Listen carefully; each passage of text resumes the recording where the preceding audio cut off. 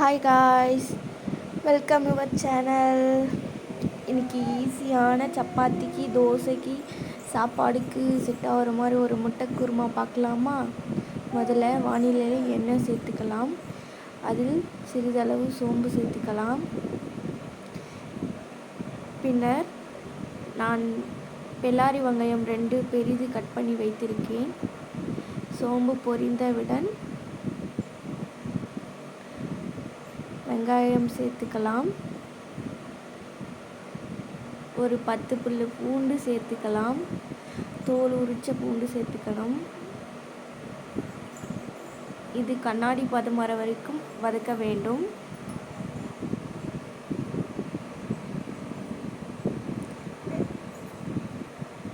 ஒரு 4 தக்காளி பழுத்த தக்காளியாக எடுத்து நீல வாக்கில் கட் பண்ணி கொள்ளவும். வெங்காயம் கண்ணாடி பதம் வந்தவுடன் கட் பண்ணி வைத்த தக்காளியை சேர்க்கவும்.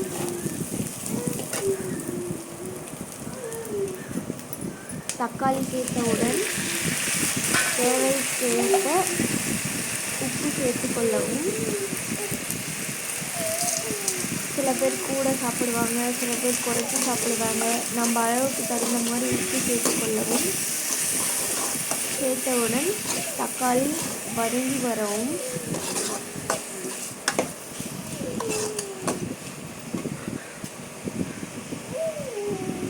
தக்காளி அனைத்தும் நல்லா வதங்கி வந்தவுடன்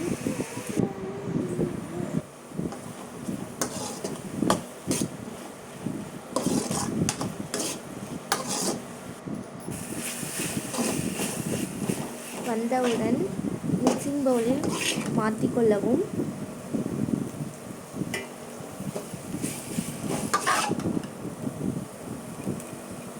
சூடாக அரைக்க வேண்டாம், ஆற வைத்து அரைத்து கொள்ளவும்.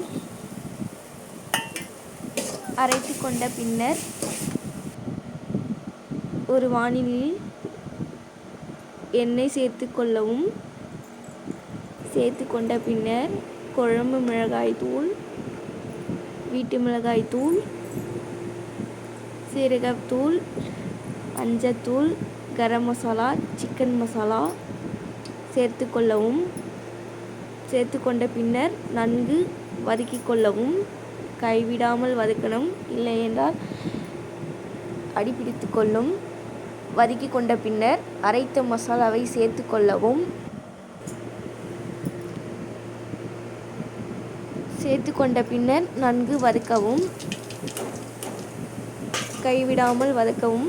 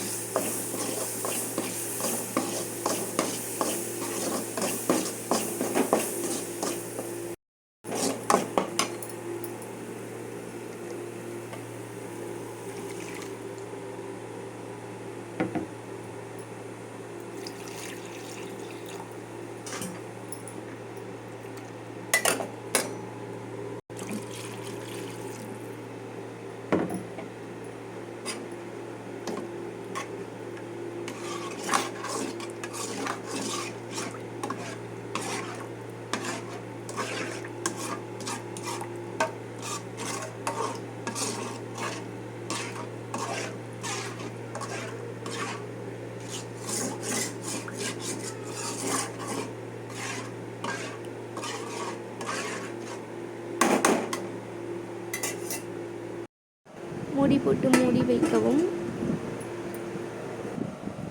20 நிமிஷம் நன்கு கொதிக்க வேண்டும்.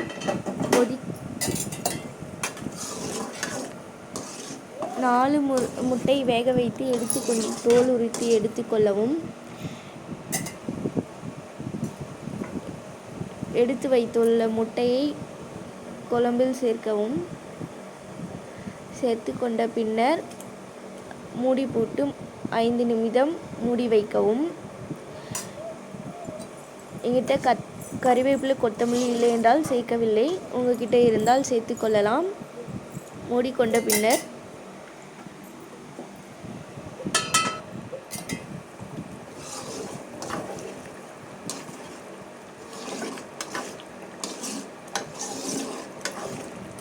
கடைசியாக கஸ்தூரி மேத்தி சேர்த்து கொள்ளவும். சேர்த்து கொண்ட பின்னர் ஈஸியான டேஸ்டான முட்டை குருமா ரெடியாகிவிட்டது.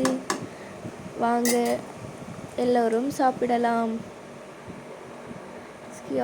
லைக் பண்ணுங்கள், ஷேர் பண்ணுங்கள், சப்ஸ்கிரைப்ஸ் பண்ணுங்கள்.